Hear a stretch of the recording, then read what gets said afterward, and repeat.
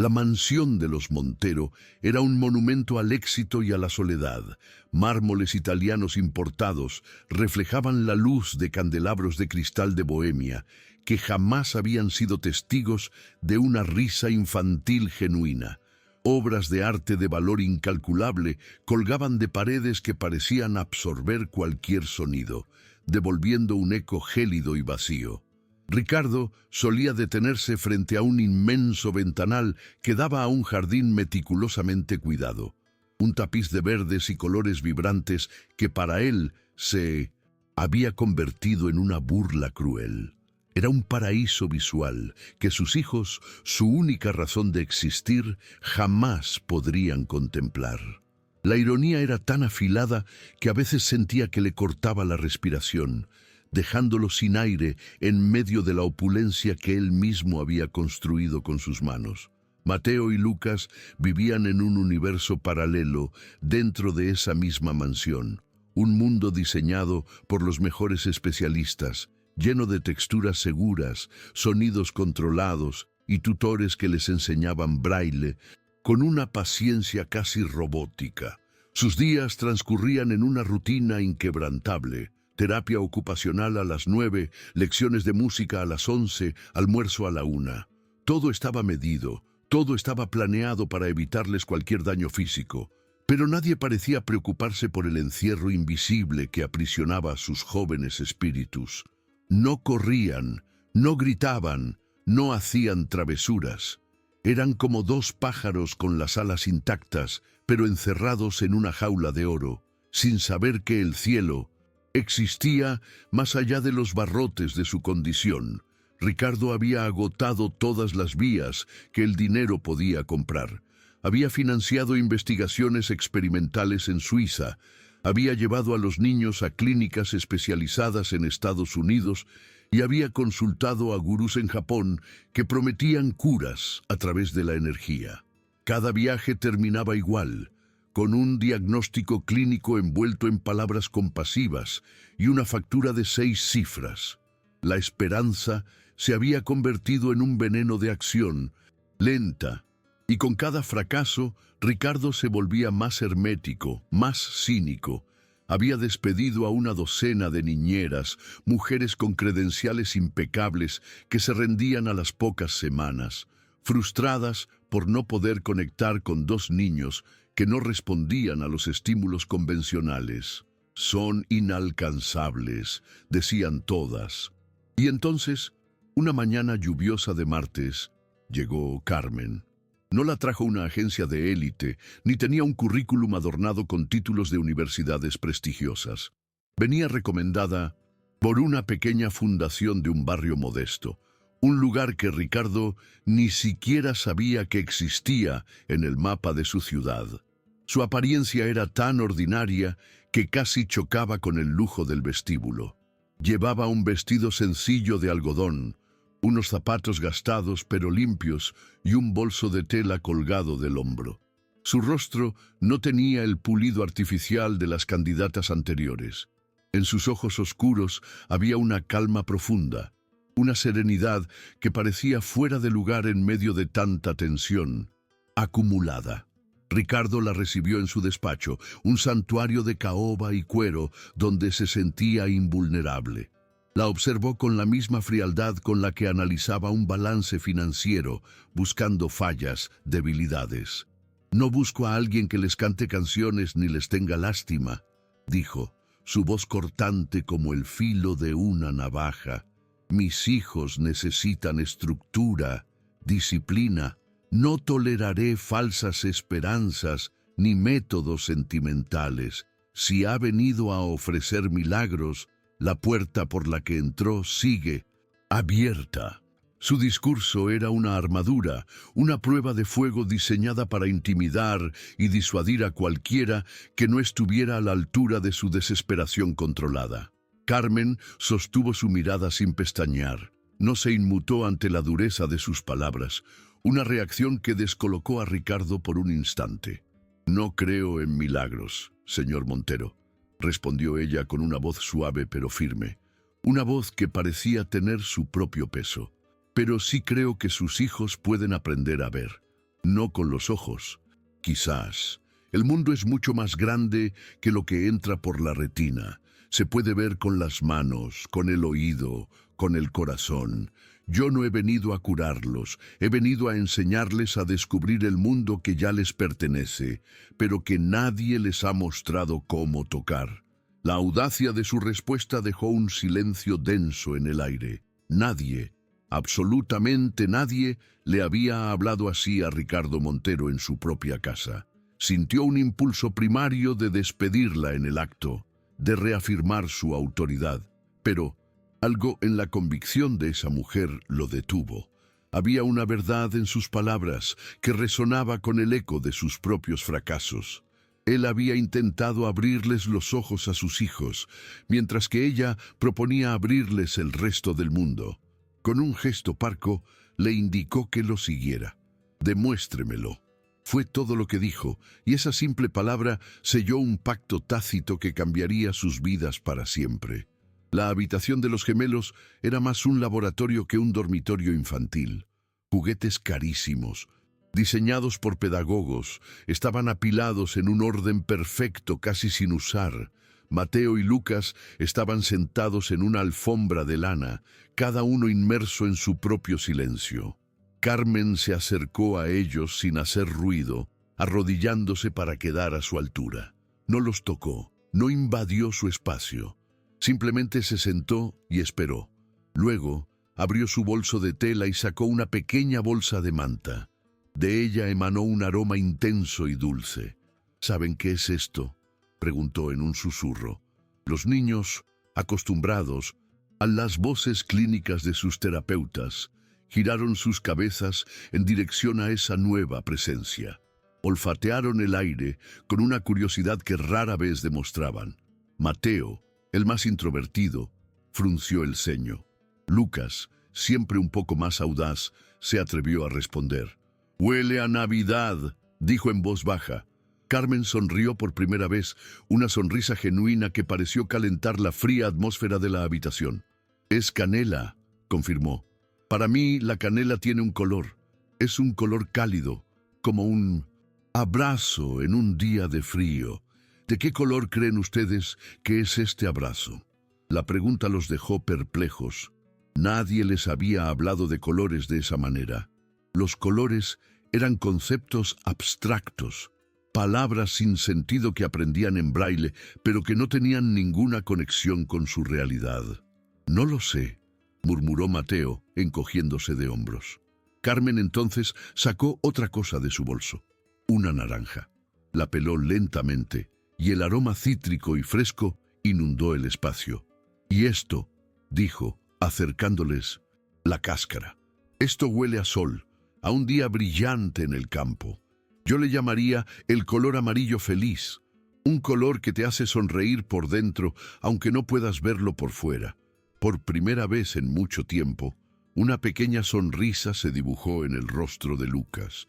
Tomó un trozo de la cáscara de naranja que Carmen le ofrecía y la apretó entre sus dedos, aspirando profundamente. «Amarillo feliz», repitió, como si probara una palabra nueva y deliciosa. Mateo, contagiado por la reacción de su hermano, también extendió la mano. Carmen les explicó que a partir de ese día no se preocuparían por los colores que veían los demás. Juntos crearían su propio arco iris, un diccionario de sensaciones donde el rojo podría ser el picante de un chile, el azul la sensación del agua fría en las manos y el verde el olor de la hierba recién cortada. Desde el umbral de la puerta, oculto en la penumbra del pasillo, Ricardo observaba la escena sin ser visto, una extraña mezcla de escepticismo y una emoción que no se atrevía a nombrar se agitaba en su pecho. Le parecía un juego absurdo, una simplificación ridícula de un problema médico complejo. Sin embargo, no podía negar lo que estaba viendo. Sus hijos, que vivían en un estado de apatía casi constante, estaban interactuando, explorando, sonriendo. Esa mujer, con solo canela y una naranja, Había logrado en 10 minutos lo que un ejército de especialistas no había conseguido en 8 años. A la mañana siguiente, Carmen no los llevó a su sala de terapia. Los guió al jardín, ese lugar que para ellos no era más que una extensión incierta de la casa. Les pidió que se quitaran los zapatos y los calcetines, una sugerencia que los alarmó. El contacto directo con lo desconocido era algo que siempre les habían prohibido. «Confíen en mí», les dijo con suavidad. Con vacilación, obedecieron. El primer contacto de sus pies descalzos con el césped húmedo y fresco les provocó un respingo. Era una sensación extraña, cosquilleante, viva. «Esto», dijo Carmen arrodillándose junto a ellos, «es el color verde, no porque lo diga un libro, sino porque se siente así, fresco, suave, un poco salvaje. Es el color de la vida que crece bajo nuestros pies». Los guió unos pasos más allá, hasta un sendero de piedras lisas y cálidas por el sol de la mañana. Y este es el color gris, sólido, seguro, un camino que nos sostiene. Sientan su calor, su firmeza. El gris es un color que nos da confianza para seguir adelante. Mateo y Lucas caminaban con una lentitud casi ceremonial, absorbiendo cada nueva textura como si sus pies fueran una extensión de su cerebro. Luego los llevó cerca de un rosal. No les pidió que vieran las flores, sino que las olieran. «Cierren los ojos, aunque ya estén cerrados», bromeó suavemente, «y respiren. Este perfume dulce y delicado es el color rosa. Es un color que no se ve, se siente en el aire, como un secreto que las flores nos cuentan al oído». Los niños aspiraron el aroma de las rosas con una concentración absoluta. Por primera vez, el jardín dejó de ser un espacio vacío y peligroso para convertirse en un mapa de sensaciones, un lienzo en blanco que ellos mismos estaban empezando a pintar con su propio lenguaje. Mientras tanto, Ricardo había cancelado su primera reunión del día, algo que no había hecho en años. Observaba desde la terraza, con el teléfono en silencio en su bolsillo, incapaz de apartar la vista. Veía a sus hijos tocar las hojas de un helecho, reír cuando una mariquita caminaba sobre el brazo de Lucas y escuchar atentamente mientras Carmen les explicaba que el zumbido de una abeja era el sonido del color amarillo, trabajando. Se sentía como un intruso en su propio hogar, un espectador de una felicidad que no entendía y que, dolorosamente, él no había sido capaz de proporcionar. Los días se convirtieron en semanas y la mansión Montero comenzó a transformarse. El silencio solemne fue reemplazado por el sonido de risas y de música improvisada. Carmen había descubierto el viejo piano de cola en el salón, cubierto por una lona y el polvo del olvido. Era el piano que pertenecía a Beatriz, la difunta esposa de Ricardo. Con delicadeza enseñó a los niños a explorar el teclado, no como un instrumento que requería técnica, sino como una caja mágica llena de voces. Cada tecla era una emoción. Las graves eran la tristeza o el misterio, las agudas, la alegría o la sorpresa. Mateo demostró tener un oído prodigioso. Era capaz de reproducir melodías complejas después de 1902. Escucharlas una sola vez. Su mundo interior, antes inaccesible, comenzó a fluir a través de sus dedos. Lucas, en cambio, no estaba interesado en copiar. Le gustaba crear ritmos, golpear las teclas para simular el sonido de la lluvia o el galope de un caballo. La música se convirtió en su principal forma de comunicación, un idioma universal que no necesitaba de la vista. Se contaban historias, expresaban sus miedos y alegrías a través de acordes y arpegios, y por primera vez Ricardo escuchó el verdadero sonido de las almas de sus hijos. Sin embargo, este cambio no pasó desapercibido. Ricardo comenzó a recibir llamadas de su círculo social. Amigos y socios de negocios le preguntaban con una curiosidad mal disimulada sobre la nueva niñera milagrosa. Los rumores, como siempre en esos ambientes, comenzaron a tejerse con hilos de envidia y malicia. ¿Quién era esa mujer? ¿Qué intenciones ocultas tenía? Ricardo, cuya vida se basaba en el control y la desconfianza, se encontró luchando contra sus propios demonios.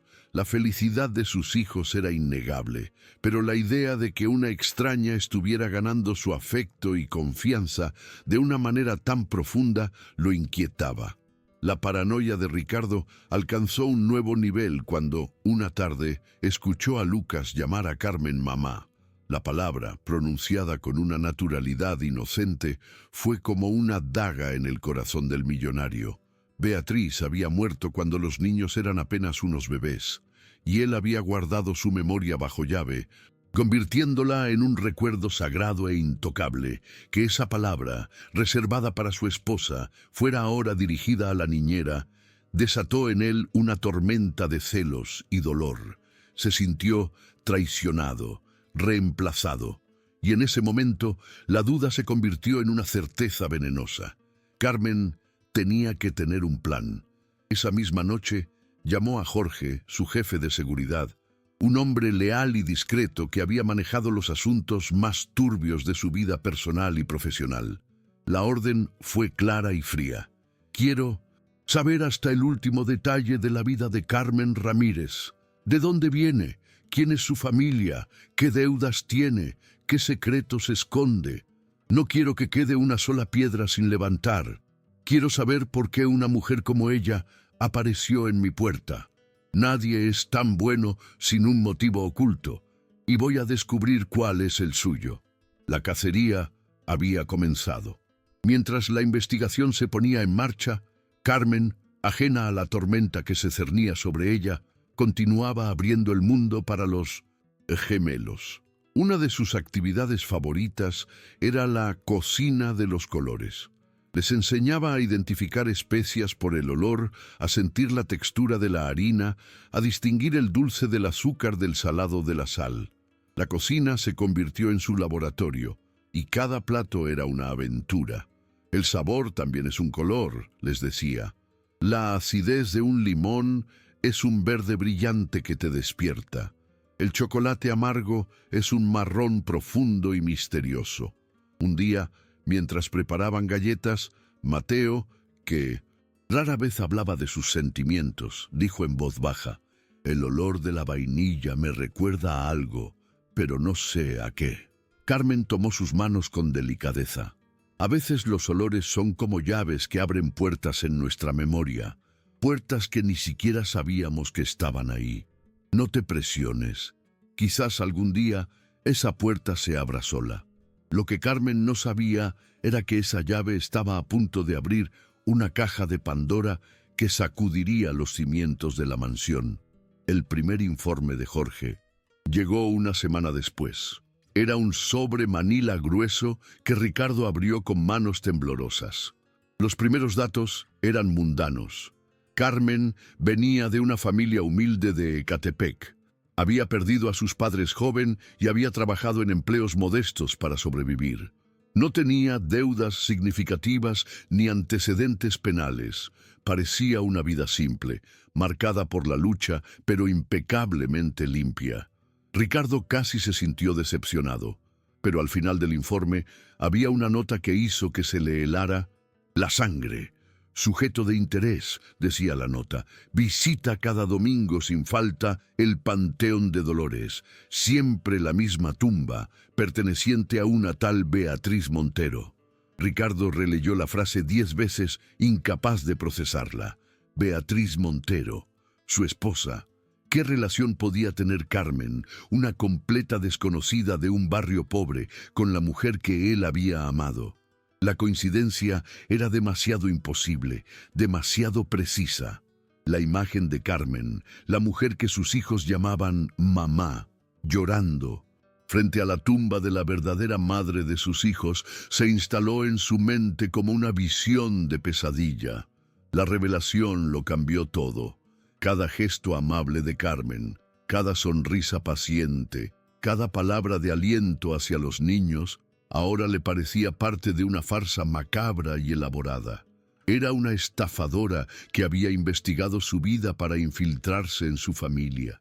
Una actriz consumada que se aprovechaba de su dolor y de la vulnerabilidad de sus hijos.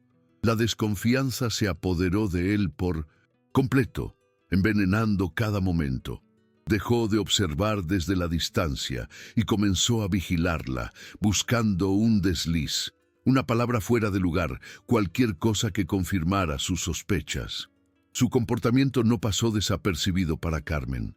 Sentía la frialdad en su voz, la sospecha en su mirada. La atmósfera en la casa se volvió pesada, cargada de una tensión no expresada. Los niños también lo percibieron. Se volvieron más apegados a ella, como si intuyeran que su refugio de paz estaba amenazado. ¿Papá está enojado con nosotros?, preguntó Lucas una noche con la voz temblorosa. No, mi amor, lo tranquilizó Carmen, aunque su propio corazón estaba lleno de inquietud. Los adultos a veces tenemos nuestras propias tormentas por dentro. El punto de quiebre llegó de la mano de una visita inesperada. Javier Montero, el hermano menor de Ricardo, apareció en la mansión sin previo aviso. Javier era la antítesis de Ricardo, un hombre carismático pero irresponsable, que vivía a la sombra del éxito de su hermano, siempre buscando una oportunidad para beneficiarse de su fortuna. Odiaba a Ricardo con una mezcla de envidia y resentimiento, y veía a Carmen como una pieza débil en el tablero de ajedrez familiar, una pieza que podía usar para desestabilizar a su poderoso hermano. Javier llegó con una sonrisa cínica y un portafolio bajo el brazo. «Hermano», dijo con falsa calidez, «he oído historias fascinantes sobre tu nueva empleada. Parece que ha hecho milagros, pero ya sabes cómo soy. Siempre me gusta verificar los hechos». Con un movimiento teatral, sacó unos documentos y los arrojó sobre la mesa del despacho. «Resulta que tu santa niñera no es tan santa. ¿Sabías que su hermano es un delincuente conocido en su barrio? Y que ella misma estuvo involucrada en un, digamos, malentendido con medicamentos en el hospital público donde trabajaba?» Ricardo sintió que el suelo se abría bajo sus pies. La información de Javier, aunque probablemente exagerada y malintencionada, encajaba perfectamente con la narrativa que él ya había construido en su mente. Era la prueba que le faltaba, la pieza final del rompecabezas. Miró a su hermano, luego a los papeles, y una furia fría y controlada se apoderó de él. En ese momento no le importó si Javier mentía o no. Solo necesitaba una excusa para desatar la tormenta de dudas que lo consumía. Y Javier se la había servido en bandeja de plata. Esa noche, la confrontación fue inevitable. Ricardo esperó a que los niños se durmieran y fue a la habitación de Carmen. Entró sin llamar, con los papeles de Javier en la mano. Su rostro era una máscara de furia y decepción. «Se acabó el juego, Carmen», dijo, su voz resonando en la silenciosa habitación. «He sido un idiota, ciego como mis propios hijos. ¿Quién eres en realidad? ¿Una ladrona? ¿La hermana de un criminal? ¿Y qué demonios hacías en la tumba de mi esposa? ¡Habla!». La acusación fue tan brutal que Carmen sintió como si la hubieran abofeteado. Las lágrimas que había estado conteniendo durante días finalmente brotaron. Se sintió desnuda, juzgada, despojada de toda la bondad que había intentado construir. Pero en medio de su dolor encontró una fuerza que no sabía que poseía, la fuerza que solo puede dar la verdad. «Usted no sabe nada», susurró, su voz quebrada pero firme. «No sabe nada de mí, ni del dolor, ni de lo que es luchar cada día por un milagro que nunca llega. Usted cree que el dinero lo soluciona todo, pero hay vacíos que ninguna fortuna puede llenar». Y entonces, con una valentía desgarradora, le contó su historia. Le habló de Miguel, su propio hijo, nacido ciego como Mateo y Lucas, un niño risueño y lleno de vida, atrapado en un cuerpo frágil. Le contó cómo había luchado sola para criarlo, trabajando de día y estudiando de noche, buscando cualquier terapia, cualquier ayuda, por modesta que fuera. Le describió la desesperación de ver a su hijo enfermar de neumonía y la impotencia de no tener dinero para el tratamiento adecuado en un sistema de salud que la ignoraba. Y sí, visitaba la tumba de su esposa, continuó, mirando a Ricardo directamente a los ojos, obligándolo a ver su verdad. Porque Beatriz fue la única persona en este mundo cruel que me tendió la mano. La conocí por casualidad en la sala de espera de ese hospital público al que usted nunca ha entrado. Ella estaba allí de incógnito, como voluntaria. Me vio desesperada y en lugar de juzgarme, me escuchó. Me dio dinero de su propio bolsillo para comprar las medicinas que el hospital no tenía. Me abrazó cuando los médicos me dijeron que no había nada más que hacer. Cuando mi Miguel murió en mis brazos, la voz de Carmen se rompió en un sollozo. Le hice una promesa sobre su pequeño cuerpo. Le juré que nunca más permitiría que otro niño en la oscuridad se sintiera solo si yo podía evitarlo. Cuando vi el anuncio de la fundación, cuando supe de Mateo y Lucas, sentí que era una señal. Era mi oportunidad de cumplir esa promesa, de darle a sus hijos todo el amor y la atención que no pude darle al mío. Por eso estoy aquí, señor Montero, no por su dinero. Estoy aquí por la memoria de mi hijo y por la bondad de su esposa. El silencio que siguió fue más pesado que cualquier grito. Cada palabra de Carmen había sido un martillazo que demolía el muro de sospechas de Ricardo. La historia era tan dolorosa, tan real, que no dejaba lugar a dudas. La conexión no era una estafa, era una tragedia compartida. Se dio cuenta de que no había estado viendo a una impostora, sino el reflejo de su propio dolor en una mujer que lo había perdido todo. La vergüenza lo inundó, una ola helada que lo dejó sin palabras. Había juzgado y condenado a la única persona que había traído luz a su hogar. En ese momento, la puerta se abrió suavemente. Mateo y Lucas, despertados por las voces, estaban de pie en el umbral, con sus pequeños rostros llenos de preocupación. «Mamá Carmen, ¿por qué lloras?», preguntó Mateo, su voz cargada de una angustia infantil. Se acercaron a ella a tientas y la abrazaron, aferrándose a ella como si fuera su única ancla en el mundo. Ricardo observó la escena y por primera vez en 8 años sintió que el hielo alrededor de su corazón comenzaba a derretirse. Vio a sus hijos consolar a la mujer que él había herido y entendió que la familia no se define por la sangre, sino por los lazos de amor y protección. A la mañana siguiente, Ricardo hizo algo que nunca había hecho. Le pidió perdón a un empleado. Fue a buscar a Carmen a la cocina, donde ella preparaba el desayuno con los ojos hinchados, pero con una dignidad intacta. «Carmen», dijo, su voz ronca por la falta de sueño y la emoción. No hay palabras para describir lo equivocado que estaba. He sido un ciego, peor que mis hijos, porque yo sí tengo ojos y me negué a ver. Por favor, perdóneme». Carmen lo miró y en sus ojos no había rencor, solo una profunda tristeza. «No hay nada que perdonar», respondió. «El dolor a veces nos hace construir muros muy altos». Javier, sin embargo, no había terminado. Furioso por el fracaso de su plan inicial, decidió jugar su última carta. Usó sus contactos en la prensa sensacionalista y filtró una versión distorsionada y cruel de la historia de Carmen. El titular era devastador. La niñera cazafortunas, exconvicta con un pasado trágico, seduce a millonario viudo. El artículo mezclaba la verdad del hijo fallecido con mentiras sobre robos y engaños, pintando a Carmen como una maestra de la manipulación.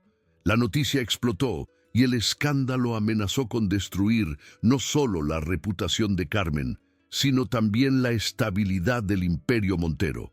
La mansión se convirtió en un búnker sitiado por periodistas. Las llamadas no cesaban.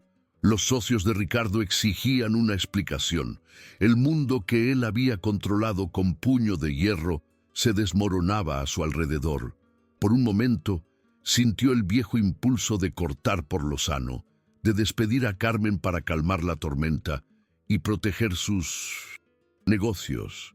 Pero entonces vio a sus hijos, acurrucados junto a ella en el sofá, ajenos al escándalo, pero no a la tensión, y supo que esa ya no era una opción. Proteger su dinero ya no era su prioridad. Proteger a su familia, a su nueva e imperfecta familia, lo era todo. Ricardo tomó una decisión. Convocó a una rueda de prensa en el salón principal de su propia casa. Desafió a todos los medios que lo habían difamado. Se sentó frente a las cámaras, con Carmen a un lado y sus dos hijos al otro, tomados de la mano. Su aspecto no era el del magnate calculador que todos conocían, sino el de un padre dispuesto a luchar por los suyos. El aire estaba cargado de expectación. Los flashes de las cámaras eran como relámpagos en una tormenta a punto de estallar. Con una calma que sorprendió a todos, Ricardo comenzó a hablar. Me han llamado muchas cosas en mi vida. Un hombre de negocios implacable, un estratega, un tiburón, y quizás lo he sido. He pasado mi vida construyendo un imperio, creyendo que la fortaleza se medía en cifras y propiedades, pero estaba equivocado. Su mirada se posó en Carmen y en sus hijos. La verdadera fortaleza reside en la capacidad de amar, de confiar y de proteger a quienes amas, y hoy estoy aquí para proteger a mi familia. Entonces contó toda la historia, la verdad completa y sin adornos. Habló del dolor de perder a su esposa, de la desesperación por la ceguera de sus hijos y de la llegada de Carmen. Reveló la historia de Miguel, el hijo de Carmen, y la conexión secreta de bondad que la unía a su difunta esposa, Beatriz. No ocultó su propia ceguera, su desconfianza inicial, su vergonzoso error al juzgarla. Expuso su alma frente al mundo, despojándose de su armadura de millonario para mostrar al hombre vulnerable que había debajo. Luego, la rueda de prensa dio un giro inesperado. El artículo que se publicó, continuó Ricardo, su voz endureciéndose, no fue solo un ataque contra una mujer inocente. Fue un acto de cobardía orquestado por mi propio hermano, Javier Montero. En ese momento Jorge, su jefe de seguridad, entregó una serie de carpetas a los periodistas. Contenían pruebas irrefutables de los desfalcos y fraudes que Javier había cometido en la empresa familiar durante años. Pruebas que Ricardo había guardado en silencio por un retorcido sentido de lealtad familiar. Este escándalo no es sobre una niñera, es sobre la avaricia y la traición. El impacto en la sala fue total. La historia había cambiado de una telenovela barata a un drama corporativo de alto nivel. Javier, que observaba la transmisión desde su lujoso apartamento, vio cómo su mundo se derrumbaba en directo. Ricardo no solo había defendido a Carmen, sino que había utilizado el ataque de su hermano para exponerlo y destruirlo. Había convertido el veneno en antídoto. La rueda de prensa terminó con una imagen poderosa. Ricardo, Carmen, Mateo y Lucas, de pie, juntos, como una unidad inquebrantable frente a los flashes de las cámaras. Las consecuencias fueron inmediatas. Javier fue investigado y finalmente arrestado. La opinión pública, conmovida por la sinceridad de Ricardo, se volcó a su favor. La historia de Carmen y los gemelos se convirtió en un símbolo de esperanza y superación. La mansión Montero dejó de ser noticia por sus escándalos y comenzó a serlo por la increíble transformación que había tenido lugar entre sus muros. Ricardo, el magnate de hielo, se había convertido, a los ojos del público, en un héroe inesperado. Pero para Ricardo, La verdadera victoria no estaba en los titulares de los periódicos, estaba en la paz que finalmente había encontrado en su propio hogar. La mansión ya no se sentía como un museo frío. Las risas de los niños resonaban en cada rincón, la música del piano llenaba las tardes, y el aroma de galletas recién horneadas a menudo flotaba en el aire. La presencia de Carmen había transformado no solo a los niños, sino a la casa misma, infundiéndole un alma que nunca había tenido. Ricardo también cambió. Dejó de ser un espectador de la vida de sus hijos y se convirtió en un participante activo.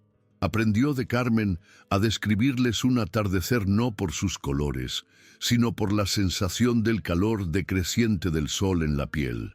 Aprendió a identificar los pájaros por su canto, a distinguir los árboles por la textura de su corteza. Empezó a ver el mundo como lo hacían sus hijos, y en el proceso descubrió una belleza y una profundidad que su vida anterior, llena de lujos visuales, nunca le había permitido apreciar. Una tarde, mientras los cuatro estaban en el jardín, Lucas se volvió hacia Ricardo y le preguntó: «Papá, ¿de qué color es el amor?». Ricardo, el hombre que antes solo hablaba de contratos y acciones, se arrodilló, tomó las manos de sus dos hijos y las unió con las de Carmen. «El amor no tiene un solo color, hijo», respondió, su voz llena de una emoción que ya no le daba vergüenza mostrar. «El amor tiene la calidez de las manos de mamá Carmen, tiene el sonido de la risa de tu hermano y tiene la sensación de estar todos juntos aquí sin miedo a la oscuridad». Y en ese instante, bajo el cielo de la Ciudad de México, todos en esa pequeña familia entendieron la misma verdad. La ceguera nunca había estado en los ojos de los niños, había estado en el corazón de un hombre que tenía miedo de sentir en una sociedad que juzgaba sin conocer, en un mundo que a menudo valora más lo que se ve que lo que se siente. Y gracias a la llegada de una mujer ordinaria con un corazón extraordinario, todos, cada uno a su manera, finalmente habían aprendido a ver. La luz más brillante no era la del sol, sino la que habían encendido juntos en la oscuridad. La vida en la mansión Montero adquirió un ritmo nuevo, una sinfonía de sensaciones que antes era impensable. Las mañanas ya no comenzaban con el silencio tenso de las terapias, sino con el juego de adivinar qué aroma había preparado Carmen para el desayuno. Mateo y Lucas se habían vuelto expertos en su diccionario sensorial.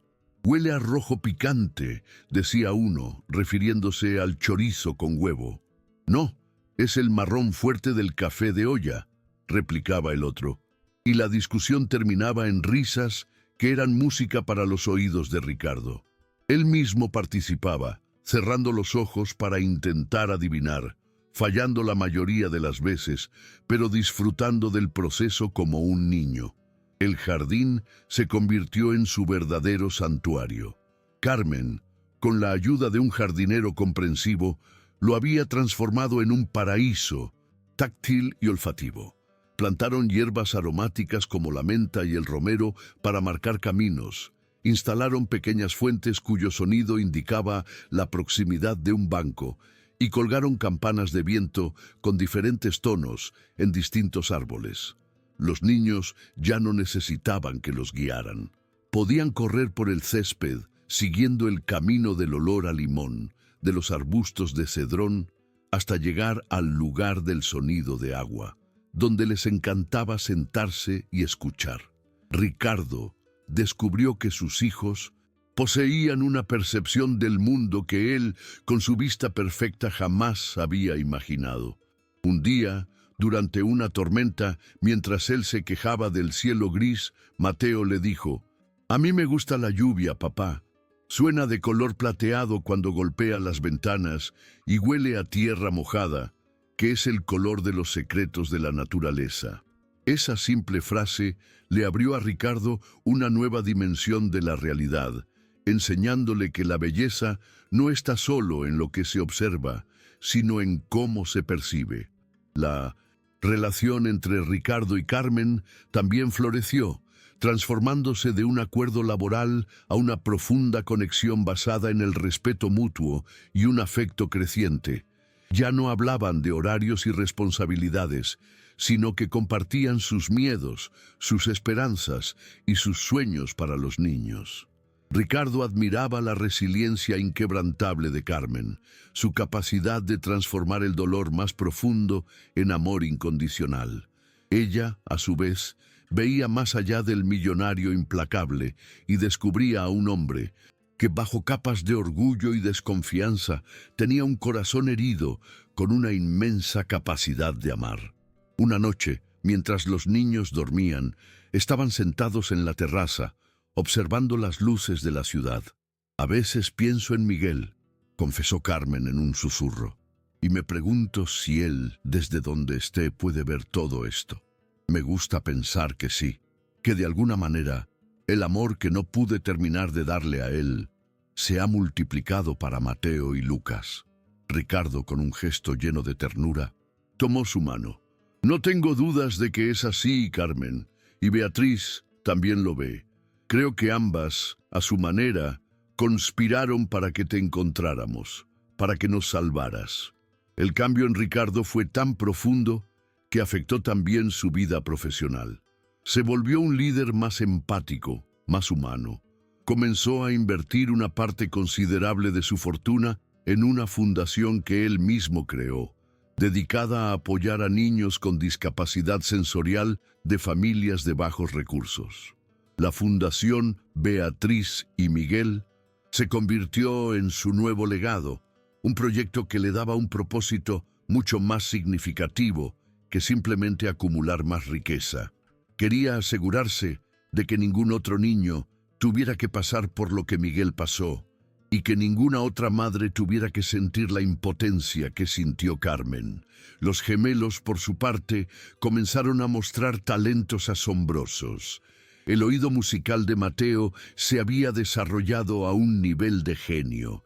Podía componer piezas complejas en el piano, creando paisajes sonoros que transportaban a quien los escuchaba a mundos imaginarios. Lucas, con su increíble sentido del tacto, descubrió una pasión por la escultura. Con arcilla, podía modelar animales y rostros con una precisión asombrosa, basándose únicamente en las descripciones que le daban y en lo que sentía con sus manos. Su ceguera, lejos de ser una limitación, se había convertido en el catalizador de una creatividad extraordinaria. La mansión dejó de ser un lugar aislado y comenzó a abrir sus puertas. Carmen y Ricardo organizaban pequeños conciertos donde Mateo tocaba el piano y exposiciones donde Lucas mostraba sus esculturas. Invitaron a otros niños de la fundación a pasar las tardes en el jardín sensorial, compartiendo lo que habían aprendido. La casa, antes un símbolo de exclusividad y riqueza, se transformó en un faro de inclusión y esperanza. Los Montero ya no eran solo una familia poderosa. Se habían convertido en una familia inspiradora. Por supuesto, el camino no estuvo exento de desafíos. Hubo momentos de frustración, días en que los niños se sentían abrumados por su condición y momentos en que las cicatrices del pasado de Ricardo y Carmen volvían a doler. Pero la diferencia era que ahora no enfrentaban esas batallas solos. Se habían convertido en un equipo, una unidad, donde la debilidad de uno era compensada por la fortaleza del otro. Aprendieron que una familia de verdad no es la que nunca tiene problemas, sino la que sabe cómo superarlos juntos. El octavo cumpleaños de los Tutusuntes gemelos, que en años anteriores había sido una celebración formal y triste, se convirtió en una fiesta inolvidable. No hubo payasos ni magos, sino una búsqueda del tesoro sensorial por toda la casa y el jardín. Cada pista era un acertijo basado en olores, sonidos y texturas. El tesoro final era un cachorro de labrador que Ricardo y Carmen les regalaron. Un nuevo amigo que les enseñaría sobre la lealtad y el amor incondicional a través de lametones y juegos. La alegría de los niños al abrazar a su nueva mascota fue el sonido más hermoso que la mansión había escuchado jamás. Esa noche, después de la fiesta, Ricardo encontró a Carmen en la biblioteca, mirando un viejo álbum de fotos de Beatriz. ¿Crees que ella estaría orgullosa de mí?, preguntó él, su voz apenas un murmullo. Carmen se volvió y con una sonrisa llena de calidez le respondió: ella no solo estaría orgullosa, Ricardo, estaría profundamente enamorada del hombre en el que te has convertido, el hombre que aprendió que la verdadera riqueza no se cuenta en pesos, sino en momentos como el de hoy. Y en ese momento, Ricardo supo que su viaje de sanación estaba completo. Los años pasaron y los niños se convirtieron en adolescentes. Su mundo sensorial se expandió junto con ellos. Aprendieron a navegar por la ciudad con una confianza que asombraba a todos, utilizando su oído agudo y su memoria táctil como un GPS interno. Mateo fue aceptado en el conservatorio de música más prestigioso del país, y Lucas comenzó a recibir encargos para sus esculturas. Demostraron al mundo que una discapacidad no es una barrera, sino simplemente una forma diferente de experimentar la vida. Ricardo y Carmen nunca se casaron formalmente, pues sentían que su vínculo era más profundo que cualquier papel. Eran compañeros de vida, socios en la crianza de dos jóvenes extraordinarios y cofundadores de una misión que cambiaba vidas.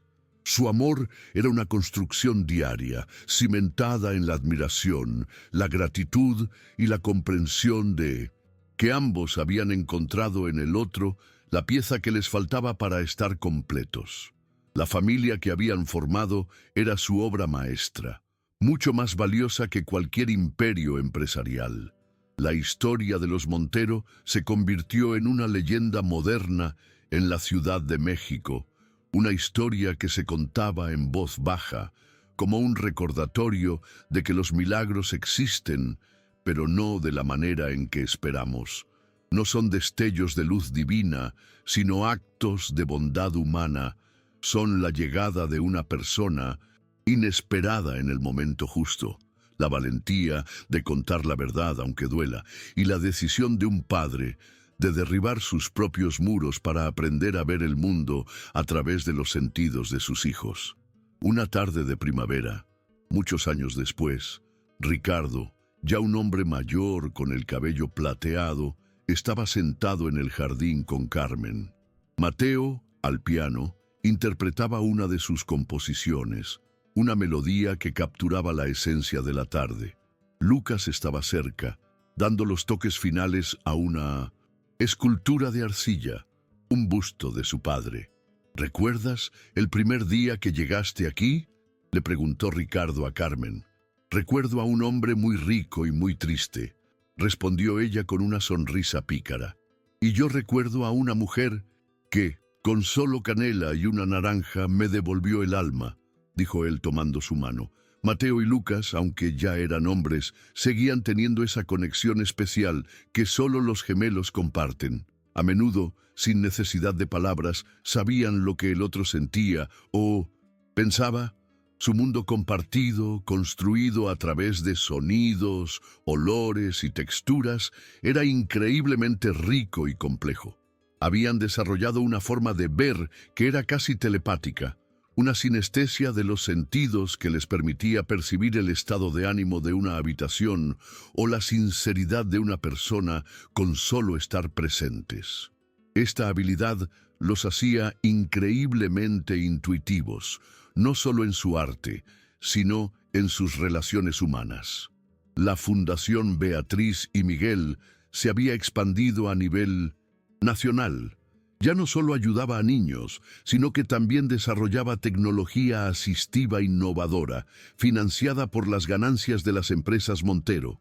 Ricardo había delegado la mayor parte de sus negocios para dedicarse por completo a esta causa.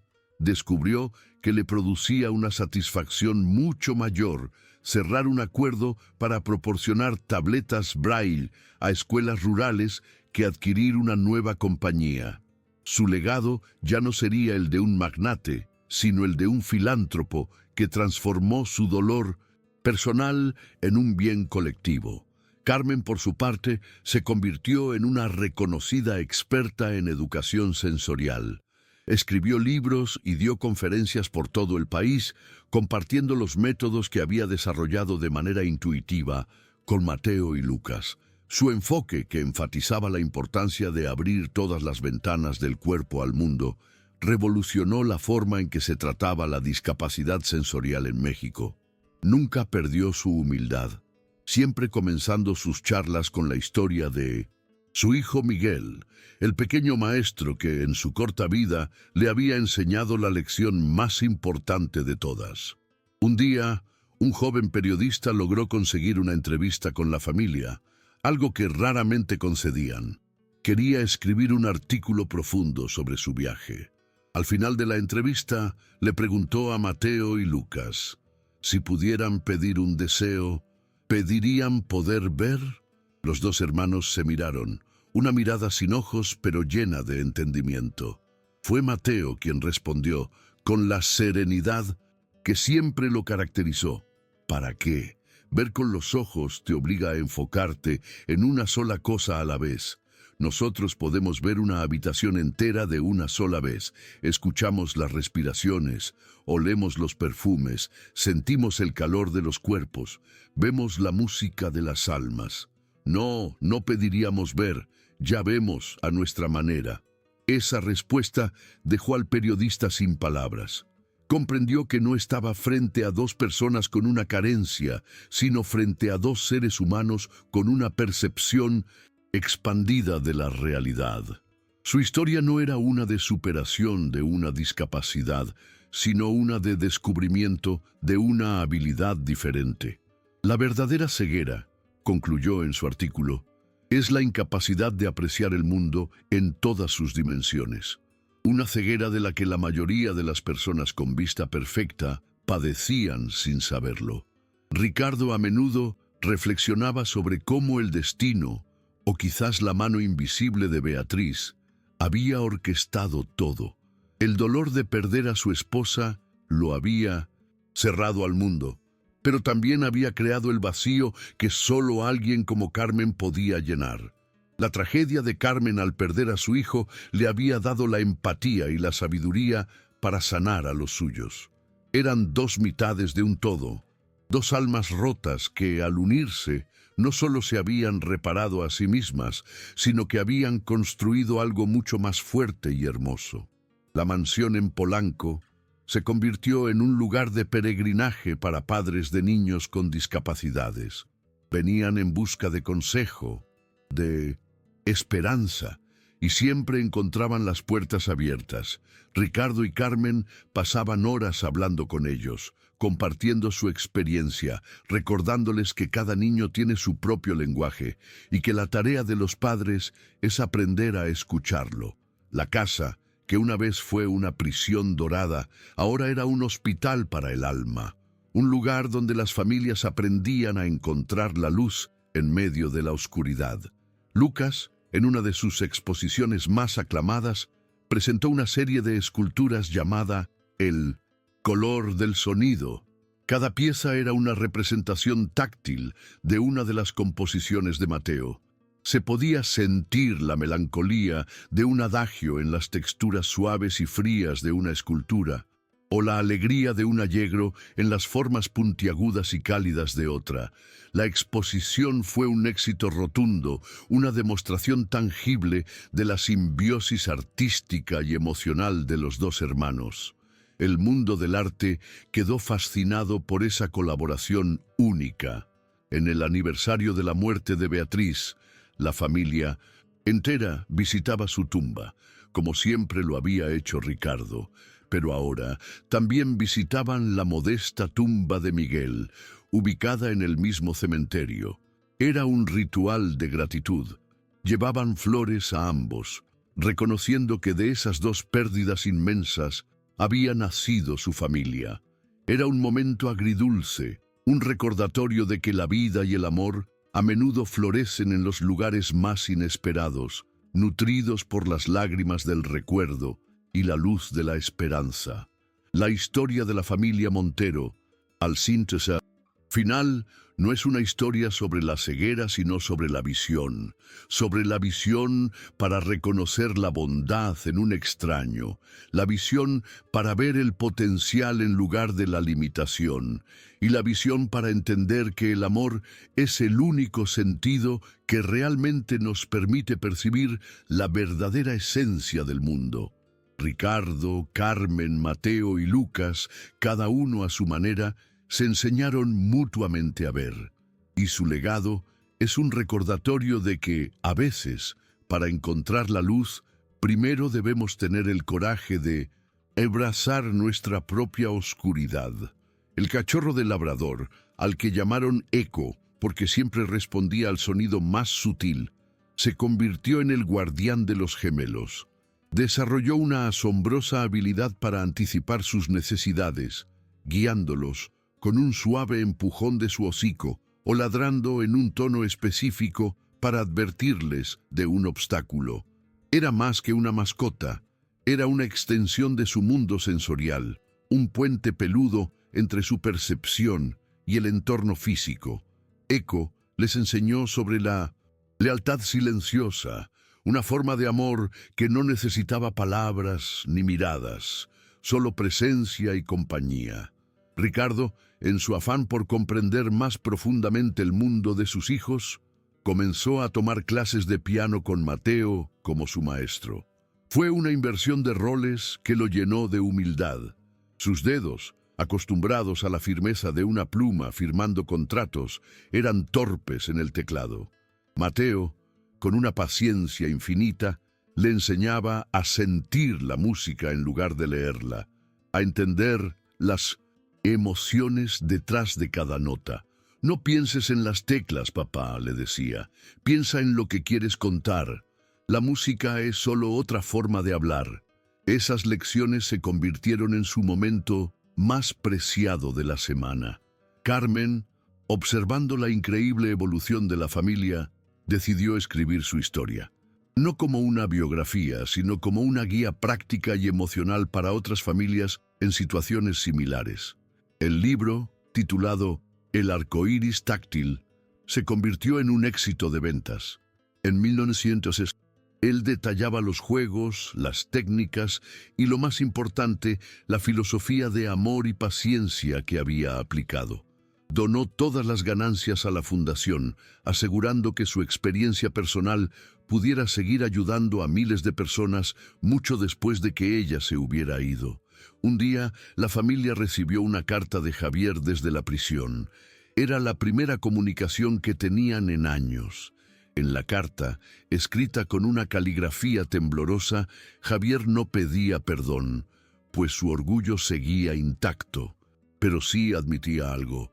Nunca entendí cómo podías encontrar la felicidad en esa casa llena de imperfección. Ahora, en este silencio, empiezo a entender que el que siempre estuvo vacío fui yo. Ricardo leyó la carta y, sin decir una palabra, la guardó. No había perdón, pero sí una especie de cierre. La batalla había terminado en todos los frentes. A medida que Mateo y Lucas se acercaban a la edad adulta, expresaron su deseo de vivir de forma independiente. Ricardo, con su instinto sobreprotector, sintió un nudo de pánico, pero Carmen lo calmó. Hemos pasado años enseñándoles a volar, Ricardo. No podemos ahora cortarles las alas por nuestro propio miedo.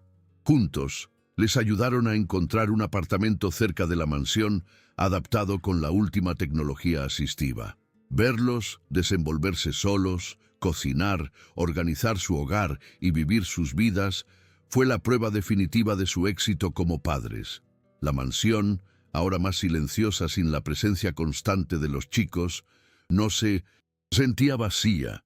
Se había convertido en el cuartel general de la fundación y en el refugio de Ricardo y Carmen. Su relación había evolucionado hacia una complicidad serena y profunda. Disfrutaban de los placeres simples, leer juntos en la biblioteca, Ricardo en voz alta para ella, caminar por el jardín al atardecer o simplemente sentarse en silencio escuchando la música que llegaba desde el apartamento cercano de Mateo. Habían encontrado su paz. La influencia de la familia Montero trascendió las fronteras de México. Expertos de todo el mundo viajaban para estudiar el modelo Montero, un enfoque holístico que integraba la educación sensorial, el apoyo emocional familiar y el desarrollo de talentos individuales. La historia, que una vez fue un escándalo sensacionalista, se convirtió en un caso de estudio en universidades y congresos sobre discapacidad. Un ejemplo de cómo el amor y la perspectiva correcta pueden transformar una tragedia potencial en un triunfo del espíritu humano. En la inauguración de un nuevo centro de la Fundación, Ricardo dio un discurso que fue recordado durante años. Cuando mis hijos nacieron, dijo a la audiencia, pensé que mi deber era encontrar una cura para su oscuridad. Pasé años buscando esa cura en la ciencia, en la medicina, en el dinero, pero la verdadera cura no estaba en sus ojos, estaba en mi corazón. La cura era aprender a amar la oscuridad, a encontrar la belleza en ella, a entender que la luz no solo se ve, sino que se siente, se escucha y se crea. Mis hijos no necesitaban que yo les diera la vista, necesitaban que yo aprendiera a verlos a ellos. Lucas, en la cima de su carrera, recibió el encargo más importante de su vida: crear una escultura monumental para la entrada principal del Palacio de Bellas Artes. La obra, titulada Sinfonía Ciega, era una abstracción de bronce que representaba la interconexión de los sentidos. Tenía texturas que cambiaban con la luz y el clima, y elementos huecos que producían diferentes sonidos cuando el viento pasaba a través de ellos. Era una obra de arte para ser experimentada por todos, videntes y no videntes por igual, un testamento a la visión inclusiva del mundo que su familia le había enseñado. Mateo, por su parte, se convirtió en un compositor de renombre internacional, famoso por sus bandas sonoras para películas. Los directores lo buscaban por su habilidad única para traducir emociones complejas en música. Decían que, al no estar distraído por las imágenes, Mateo podía capturar el alma misma de una historia, creando partituras que elevaban la narrativa a un nivel completamente nuevo. Su ceguera, su supuesta debilidad, se había convertido en su mayor fortaleza artística. Un día, Carmen encontró a Ricardo en el jardín, con los ojos cerrados, tocando las hojas de un rosal. «¿Qué haces?», le preguntó con una sonrisa. «Intento recordar», respondió él. «Intento recordar cómo era el mundo antes de ti, y no puedo.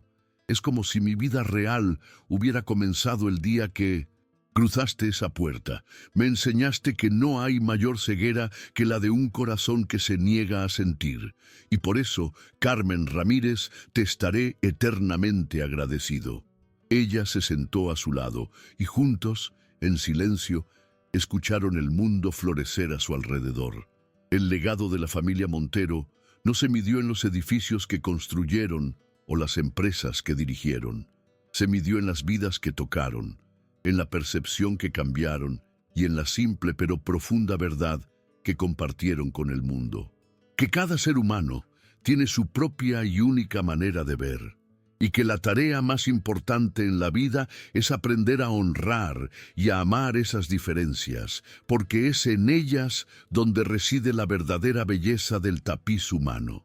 La historia, que comenzó con la desesperación de un padre en una mansión vacía, se cerró con la imagen de una familia completa, sentada en un jardín lleno de vida. Una familia forjada no por la sangre, sino por la elección. La elección de confiar, de perdonar, de proteger y sobre todo de amar. Una familia que le enseñó al mundo que para ver un arco iris no siempre se necesitan los ojos. A veces solo se necesita el corazón. Años después, cuando Mateo y Lucas ya eran leyendas en sus respectivos campos, a menudo les preguntaban cuál era el secreto de su conexión. Lucas, con su humor característico, solía decir: Mateo tiene la banda sonora de mi vida y yo le doy forma a sus sonidos. Su interdependencia era su fuerza, se desafiaban, se inspiraban y se complementaban, demostrando que dos personas, incluso con las mismas limitaciones, podían crear un universo de posibilidades infinitas cuando trabajaban juntas. Eran dos mitades de una misma alma artística. La tecnología que la Fundación desarrolló bajo el liderazgo de Ricardo fue revolucionaria. Crearon un dispositivo portátil que traducía el color en vibraciones y tonos musicales, permitiendo a las personas ciegas sentir los colores de su entorno. El prototipo fue probado por Mateo, quien ayudó a perfeccionar la escala musical para que fuera intuitiva y emocionalmente resonante. El dispositivo, llamado Beatriz, fue distribuido gratuitamente a miles de niños, abriéndoles una nueva ventana sensorial al mundo.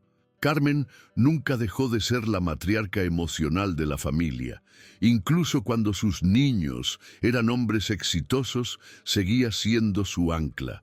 Era la voz a la que llamaban en busca de consejo, el abrazo al que acudían en busca de consuelo.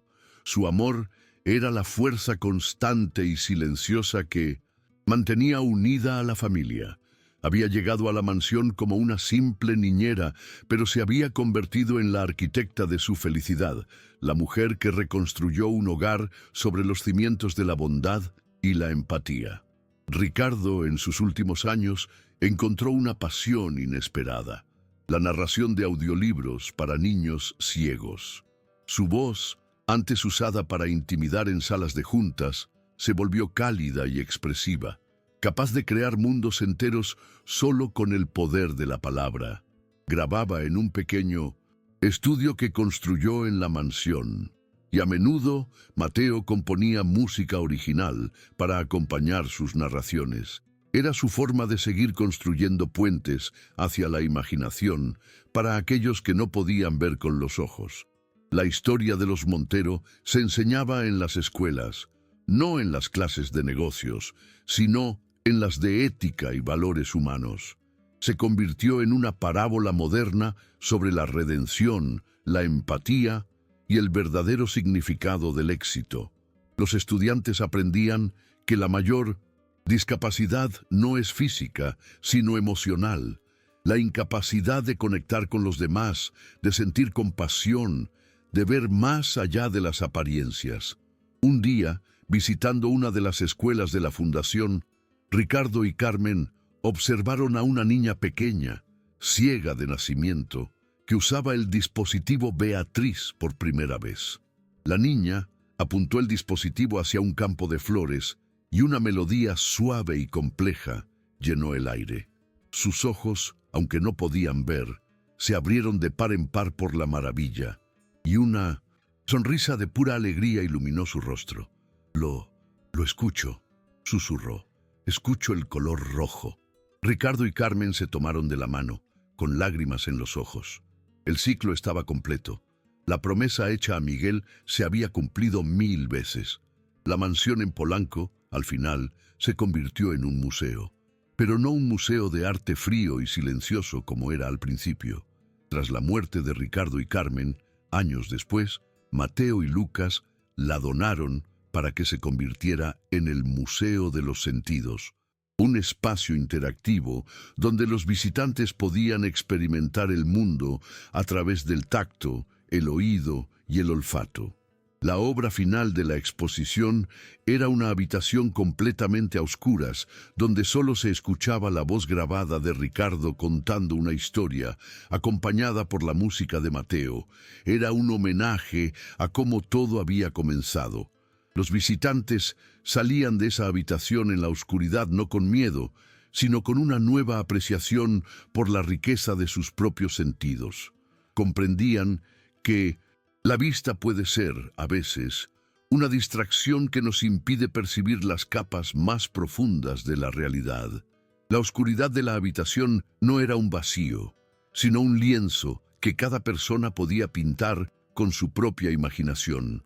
un recordatorio de que el universo más vasto y maravilloso no está afuera, sino dentro de cada uno de nosotros. La leyenda de la familia Montero perduró, no como la historia de un millonario y sus hijos ciegos, sino como la de una familia que redefinió el concepto de visión.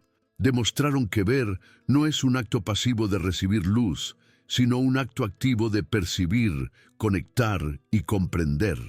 Nos enseñaron que todos somos ciegos a ciertas verdades hasta que alguien o algo nos enseña a abrir los otros ojos, los del corazón, la mente y el alma. Y así la mansión que una vez fue el símbolo de la soledad de un hombre se convirtió en el símbolo eterno de la conexión humana. El eco de las risas de Mateo y Lucas, la calidez de la voz de Carmen, la música del piano y el murmullo redimido de Ricardo quedaron impregnados en sus muros para siempre, contando a las futuras generaciones una historia simple, que el amor, como el color y la música, no necesita ser visto, solo necesita ser sentido. El legado más perdurable de la familia no fue la fundación ni el museo, sino la idea que sembraron en la conciencia colectiva. La idea de la capacidad diferente en lugar de la discapacidad. Su vida demostró que lo que la sociedad percibe como una limitación puede ser, desde otra perspectiva, una fuente de fortaleza, creatividad y una percepción única del mundo. Cambiaron la conversación del lamento a la celebración, de la compasión a la admiración. Y al final, la pregunta que atormentaba a Ricardo en sus noches de soledad encontró su respuesta. ¿Qué hace un hombre que no puede regalarle a sus hijos un amanecer? Les enseña a sentir el calor del sol en la piel, a escuchar el canto de los pájaros que lo anuncian, a oler el aroma del rocío en la hierba. Les regala el amanecer en todas sus otras formas. Les regala el mundo entero, no como se ve, sino como verdaderamente es. Una sinfonía infinita de sensaciones esperando ser descubierta por aquellos que tienen el coraje de cerrar los ojos y finalmente empezar a ver.